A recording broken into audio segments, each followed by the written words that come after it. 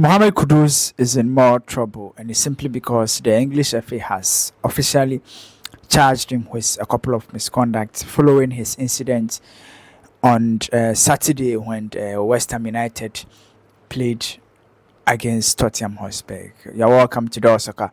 My name is Delale Frank. If today is your first time, hit on the subscription button.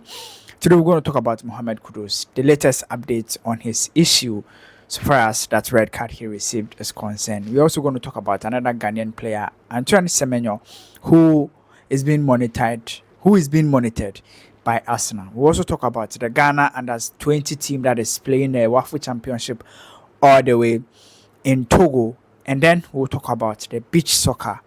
We'll end up talking about the Champions League that is going to happen and another conversations for us football is concerned. My name is Delale Frank. If today is your first time, as usual, hit on the subscription button and let's build this community together. But without wasting much time, let's get straight into today's news. Right, so let's start with Mohammed Kudus. So, a bit of background. Mohammed Kudus received a red card in Tottenham Hotspur's game against West Ham. Right after the AFCON qualifiers international break, Kudus went in that game. He scored a goal. After scoring a goal, in a couple of times, he received a red card for basically a drama that happened, an altercation between Mohammed Kudus and a couple of West Ham United players. He was initially suspended or given a 3-match ban, which is a straight red card. But I brought you a report. McDean, who is a former referee, came out to say that what happened, if after the game they review it, there's a possibility that Kudus may be punished more than what you saw because he basically fought in the game. Like, he basically fought a couple of players in the match. And I also made a post on social media saying that it's possible that Kudus may be punished more. And I did a video talking about why I think Kudus needs attention. Kudus needs a bit of psychological assistance because of a couple of few things that I've realized about him. But that's away from that. The development is that the FA has charged Mohammed Kudus, West Ham United, and then Tottenham Hotspur. I'm going to read the charge sheet. So the charge sheet simply says that the couple of players that were involved, like a couple of people were involved. It says that Mohammed Kudus allegedly acted in an appropriate manner and or used violent conduct after the offense that he was sent off. It says Tottenham Hotspur, West Ham United, and Mohammed Kudus have until Thursday, 24th October, to provide their response. So they've been officially charged. Kudus has been officially charged. What are the options for Mohammed Kudus? I think, per my experience, he would write a defense. He has two options: either plead guilty or plead not guilty, and provide evidence. But for what we saw, I think the best evidence, he could plead guilty, but the best case he can make was whether he was provocated or, because there are a couple of things that from the videos and the pictures you could see that the Tottenham Hotspur player also said a couple of things that got Kudus angry. But in football, I always tell people that the laws punish retaliation more than the initial actions. So the fact that somebody slap you in a game doesn't mean that you slap the person back in football. That's why there's a referee. You report to the referee. I'm not here to say condemn Mohammed Kudus or anything, but I'm just saying what the law expects every player to do. It's a tough situation for Kudus because although they've charged West Ham United and Tottenham, it's a football club. The worst that will happen to the club, they'll be fined. But for Kudus, he has a couple of options. He could get a fine and more suspension.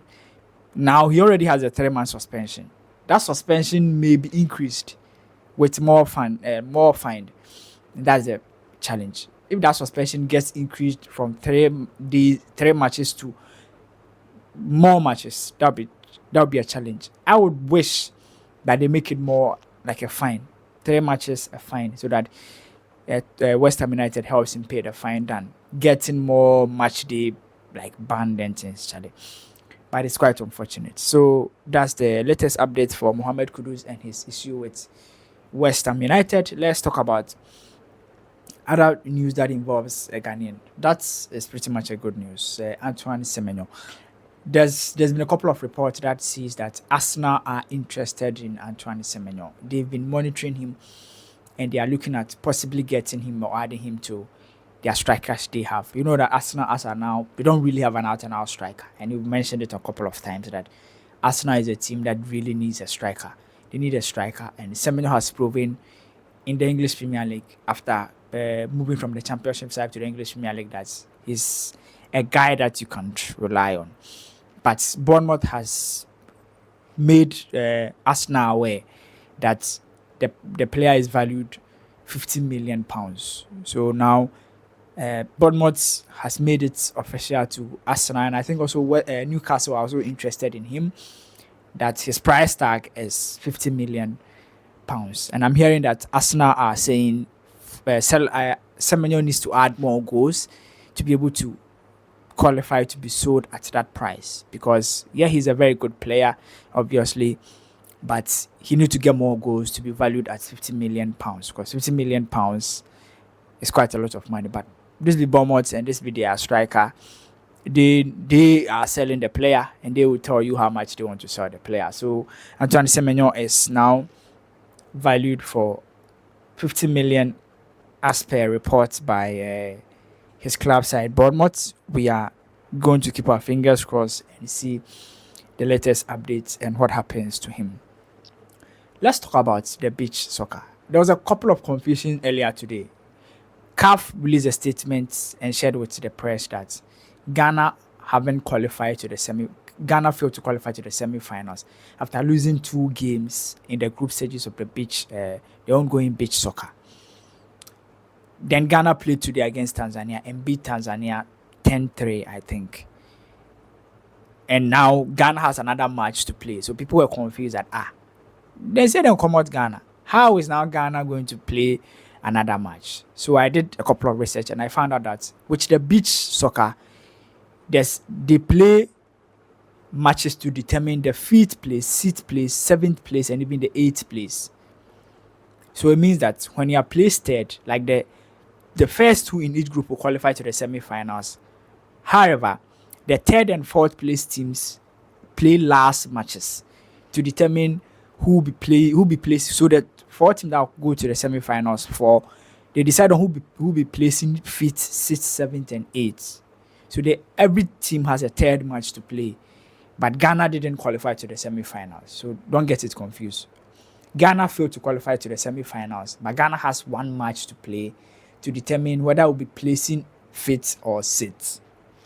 Do you get me? That's why we have a last match to play. So Ghana plays 3rd. The last game we won by 10 goals to 3, which is good. I think we are still growing when it comes to the beach soccer.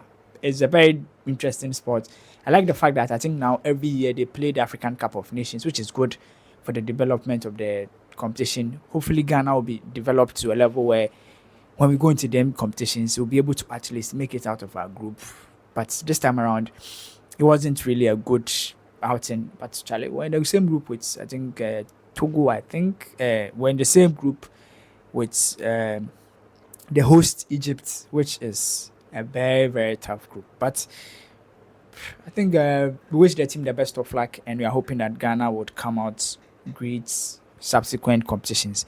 Let's talk about the Ghana and the Ghana U20 team. So the U20 team is in Togo for the U20 African Cup of Nations qualifiers. Ghana needs to qualify to the finals to get an automatic qualification to the main championship.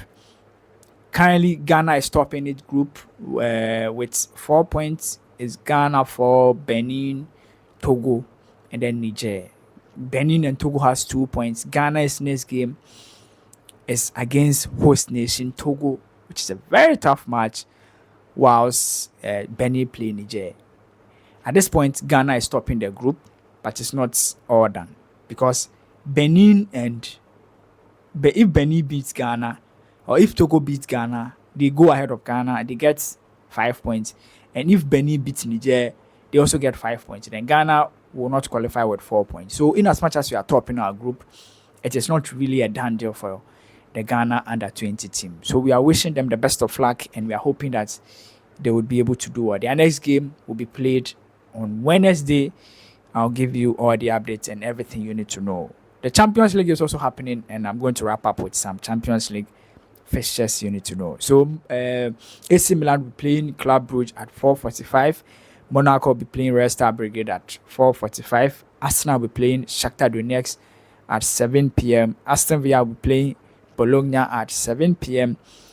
Girona will be playing Slovan Bratislava at 7 p.m. Juventus will be playing Stuttgart at 7 p.m. PSG versus PSV Eindhoven.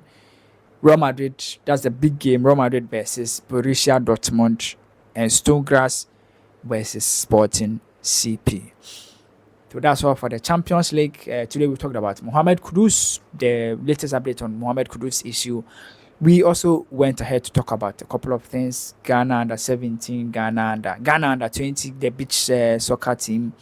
We also talked about Antoine Semenyo and other conversation. As usual, my name is Delali Frank. Until we meet again, bye bye for now.